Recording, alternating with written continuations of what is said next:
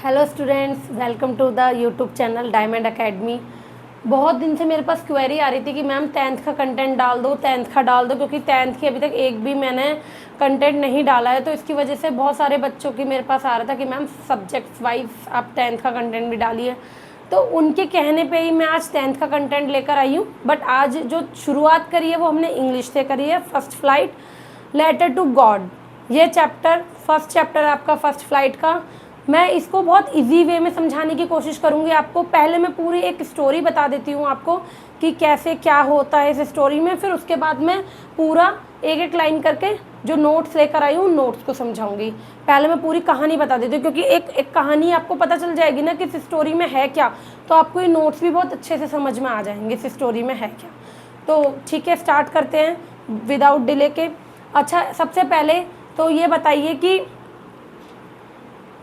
नाम क्या है इसका, लेटर टू गॉड। जैसा इसका टाइटल है वैसी इसकी कहानी है। कहने का मतलब ये है कि इसमें ना एक लेंचो नाम का फार्मर है। लेंचो नाम का फार्मर है जो बहुत ज़्यादा हार्ड वर्किंग है, बहुत ज़्यादा ऑनेस्ट भी है, मतलब बहुत ज़्यादा अपने काम को लेके ना मतलब जी तोड़ मेहनत करता है, फसल उगाता है अपनी। लेकिन क्या होता है, बारिश नहीं होती। अब फसल तो बिना बारिश के हो ही नहीं सकती अच्छी। तो जब बारिश नहीं हो पाती है तो वो प्रेयर करता है भगवान से कि भगवान प्लीज़ बारिश कर दीजिए। अब वो प्रेयर करता है, उसकी जो प्रेयर है वो फुलफ़िल भी हो जाती है। लेकिन बहुत ज़्यादा प्रॉब्लम ये हो जाती है कि बारिश तो होने लगती है, लेकिन अचानक से ही क्या हो जाता है, हेल स्टॉर्म हो जाता है। हेल स्टॉर्म का मतलब क्या होता है, हेल स्टॉर्म का मतलब होता है ओले पड़ जाना। तो उसकी सारी जो क्रॉप्स होती है वो डिस्ट्रॉय हो जाती है। वो बहुत ज़्यादा उदास हो जाता है, भाई उसकी फसल नुकसान हो जाएगी तो वो तो उदास होगा ही होगा। वो बहुत ज़्यादा क्या होता है ना, सबसे ज़्यादा फेथ रखता था अपने गॉड के अंदर। पूरी रात वो दुख में बिता देता है। फिर उसके बाद वो डिसाइड करता है कि मैं एक गॉड को क्या करूँगा, लेटर लिखूँगा, गॉड को लेटर लिखूँगा और गॉड से बोलूँगा कि गॉड मेरी मदद करेंगे।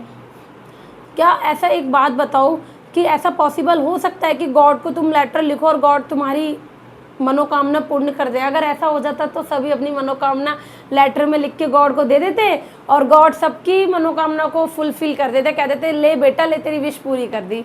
बट ऐसा होता नहीं है ना।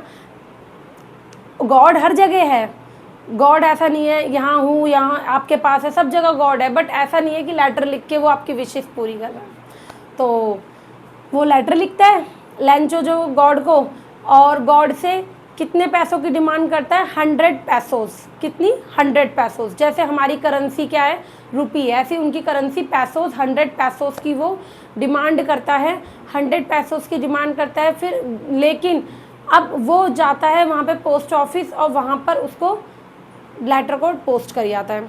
वहाँ पे पोस्ट करने के बाद क्या होता है, पोस्ट ऑफिस जो पोस्ट मास्टर होता है जो लेटर को क्या करते हैं, लेटर को एड्रेस पे पहुंचाते हैं। लेकिन जब पोस्ट मास्टर देखता है लेटर निकाल के तो उसके अंदर एड्रेस ही नहीं होता और उस पर लिखा होता गॉड को देना है।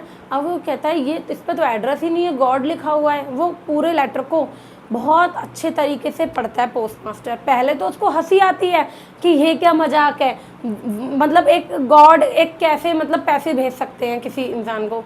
तो वो हंसता है। लेकिन फिर वो क्या सोचता है, बहुत उसको मतलब अपने माइंड से सोचता है कि अगर मैंने इस लेटर का जवाब नहीं दिया, इस लेटर को इग्नोर मार दिया, तो जिस बंदे ने लेटर लिखा है, जिस इंसान ने लिखा है, लेंचो फार्मर ने लिखा है, उसका जो फेथ है, उसका जो बिलीव है वो ब्रेक हो जाएगा। किसकी तरफ से ब्रेक हो जाएगा, गॉड की तरफ से ब्रेक हो जाएगा। क्योंकि अगर देखो तुम भगवान पे ट्रस्ट करते हो और भगवान ने अगर तुम्हारी इच्छा पूरी नहीं करी तो हम भगवान से ऐसे कहते हैं ना, मैं तो भगवान की पूजा ही नहीं करूँगा, मैं तो भगवान का व्रत ही नहीं रखूँगा, मैं तो भगवान को मानूंगा ही नहीं, मैं मंदिर नहीं जाऊँगा, यहाँ नहीं जाऊँगा, वहाँ नहीं जाऊँगा। सब लोग ऐसे कहते हैं ना। तो पोस्ट मास्टर यही सोचता है कि लेंचो का भी विश्वास जो है टूट जाएगा अगर वो क्या नहीं करता, अगर वो इसका रिप्लाई नहीं देता। तो इतने सारे पैसों को पोस्ट मास्टर कैसे कर पाता, इसलिए वो पोस्ट ऑफिस के एम्प्लॉयज़ जो होते हैं साथ में काम करने वाले उसके सहयोगी, उनके साथ कोऑर्डिनेशन करता है, उनसे बातचीत करता है। जब उनसे बातचीत करता है तो वो लोग भी एग्री हो जाते हैं। थोड़ा थोड़ा पैसा सब लोग मिलाते हैं, कंट्रीब्यूशन करते हैं। कंट्रीब्यूशन के बाद उनके पास 100 पैसोस नहीं हो पाते, ओनली 70 पैसोस हो पाते हैं। 70 पैसोस होते हैं तो इसका मतलब 30 बच गए। अब 30 बच गए तो वो लोग उतने ही पैसे उसके एड्रेस पे भिजवा देते हैं लेंचो के। लेंचो बहुत खुश हो जाता है कि भगवान ने उसकी सुन ली। वो सरप्राइज नहीं होता, जैसे कि मान लो अगर तुमने भगवान को लेटर लिखा कि भगवान मेरे को पैसे भेज दो, तो भगवान पैसे भेज देंगे तो तुम लोग सरप्राइज हो जाओगे ना कि अरे भगवान ने पैसे कैसे भेज दिए। लेकिन वो नहीं होता, वो तो खुश हो जाता है, वो सोचता है चलो भगवान ने मेरी सुन ली। लेकिन जब वो उन पैसों को काउंट करता है तो वो एंग्री हो जाता है। क्यों एंग्री हो जाता है, वो गुस्से में क्यों आ जाता है? क्योंकि उसने डिमांड की थी 100 पैसोस की और पैसे उसे कितने रिसीव हुए, 70 पैसोस। तो वो भगवान पे शक नहीं करता, उसका फेथ तो ओवर लिमिट था भगवान को लेके। उसका जो बिलीव था वो भगवान को लेके कह सकते हैं इतना ज़्यादा था कि वो सोच ही नहीं सकता था कि भगवान ने मेरे साथ चीटिंग की है। वो ये सोचता है कि जो एम्प्लॉयज़ हैं, पोस्ट ऑफिस के एम्प्लॉयज़ हैं, उन लोगों ने ही मेरे साथ धोखाधड़ी करी है, यानी 30 पैसों उन लोगों ने चुरा लिए हैं।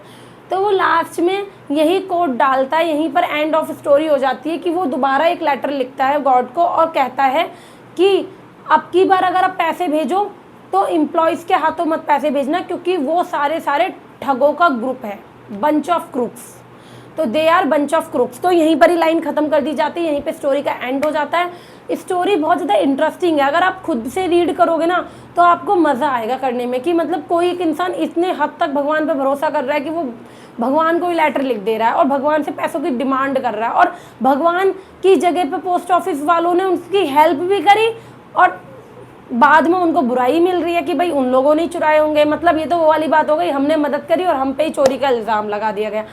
तो आई होप सो अगर आपको स्टोरी समझ आ गई हो, तो अगर स्टोरी समझ आ गई तो आप इस सेशन को ज़रूर लाइक कीजिएगा, शेयर कीजिएगा और ज़्यादा से ज़्यादा कमेंट करके बताइएगा कि इस स्टोरी में कोई प्रॉब्लम तो नहीं है।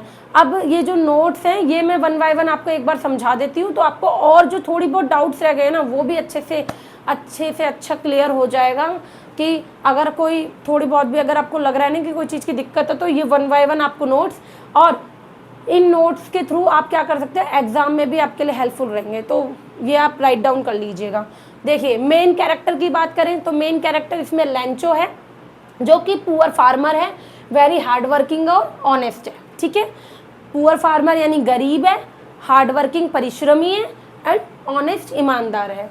पोस्ट मास्टर कैसा है इसमें, काइंड हार्टेड है। भाई काइंड हार्टेड तो है ही, लेटर सुन के वो इग्नोर भी तो कर सकता था।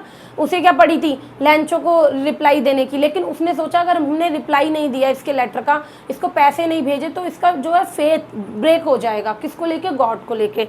तो काइंड हार्टेड मैन है हु हेल्प्स लेंचो, वो लेंचो की हेल्प करता है। और पोस्ट ऑफिस के एम्प्लॉयज़ हैं help the post master, post master की हेल्प करते हैं कि चलो पोस्ट मास्टर इतना अच्छा काम कर रहा है तो हम भी इसमें कोऑर्डिनेशन करते हैं, सहयोग करते हैं।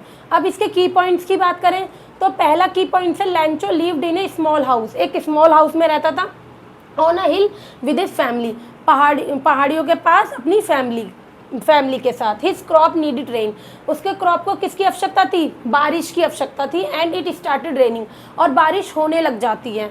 But suddenly the rain turn into a hello storm destroying all crops. But अचानक से क्या हो जाता है, लेकिन अचानक से रेन जो है, रेन तो हो रही थी तब तक तो ठीक था, बट रेन ने एकदम से टर्न कर लिया। क्या टर्न कर लिया, ओले पड़ने लगे, जिससे सारी क्रॉप्स क्या हो गई, डिस्ट्रॉय हो गई, नष्ट हो गई। Lencho became very sad, Lencho बहुत ज़्यादा सैड हो गया, दुखी हो गया, because his family would starve, कि उसकी पूरी फैमिली पूरे साल तक के लिए भूखी मर जाएगी। वो कैसे घर का खर्चा चलाएगा, क्योंकि फार्मर्स का जो एक बेसिक नीड होती है वो उनकी क्रॉप्स ही होती है, उनकी फसल होती है। अगर फसल अच्छी तो उनका भाई पूरा साल अच्छा, पूरे महीने अच्छे, और अगर उनकी फसल अच्छी नहीं तो उनकी फैमिली का क्या होगा, उनका क्या होगा। तो वो बहुत ज़्यादा परेशान हो जाता है। He had strong faith, strongly faith, एक होता है फेथ करना, एक होता है स्ट्रॉन्गली फेथ करना। उसका स्ट्रॉन्गली फेथ था गॉड के अंदर। सो ही रॉट अ लेटर, तो वो क्या करता है, एक लेटर लिखता है किसको, टू गॉड, आस्किंग फॉर 100 पैसोस। कितने पैसे मांगता है वो, 100 पैसोस वो डिमांड करता है। ही कलेक्टेड मनी फ्रॉम एम्प्लॉयज़, वो कलेक्ट कर लेता है एम्प्लॉयज़ से पैसे। एंड गेव लेंचो 70 पैसोस, लेकिन उसको कितने मिलते हैं, 70 पैसोस मिलते हैं। Lencho counted the money, Lencho money को काउंट करता है। एंड गॉट एंग्री, जैसा कि मैंने तुम्हें बताया वो गुस्से में आ गया, इसलिए नहीं कि पैसे आ गए, इसलिए कि पैसे कम क्यों आए, बिकॉज इट वॉज लेस, क्योंकि कम थे। ही रॉट अनदर लेटर, वो अनदर लेटर लिखता है। ये बहुत थीम, ये जो लाइन है ना, ये 8th वाली लाइन, ये बहुत कोट है ना, ये जो कोट मैंने लास्ट में डाला रेड पेन से, तो ये बहुत ज़्यादा जो है आपके लिए इंपॉर्टेंट है। He wrote another letter to God saying, another letter लिखता है और बोलता है next time don't send money, next time मुझे पैसे मत भेजना थ्रू द पोस्ट ऑफिस, यानी पोस्ट ऑफिस से मत भेजना। They are a bunch of crooks, क्योंकि वो लोग कौन है, ठगों का ग्रुप है, बंच ऑफ क्रूक्स। तो थीम क्या है इसकी, अगर हम मेन थीम की बात करें तो सेंट्रल थीम होती है चैप्टर्स की, वो क्या है इसकी, फेथ इन गॉड, गॉड किसका, फेथ किसका है, मतलब गॉड के अंदर फेथ किसका है, वो लेंचो का है। होप, होप कौन लगा रहा है, लेंचो लगा रहा है। काइंडनेस किसकी दिखाई गई है, पोस्ट मास्टर की दिखाई गई है। तो ये बहुत अच्छा चैप्टर है, अगर आप खुद से एक बार रीड करके देखेंगे तो आपको पूरा अच्छे से समझ आ जाएगा, इतनी अच्छी स्टोरी है। 10th के चैप्टर्स तो इंग्लिश के इतने अच्छे हैं कि मतलब मज़ा आ जाएगा पढ़ते हुए, तो आप इसको बहुत अच्छे से पढ़िए। और अगर सेशन अच्छा लगा है तो लाइक कीजिए और इसको लिख लीजिए एक बार इसको।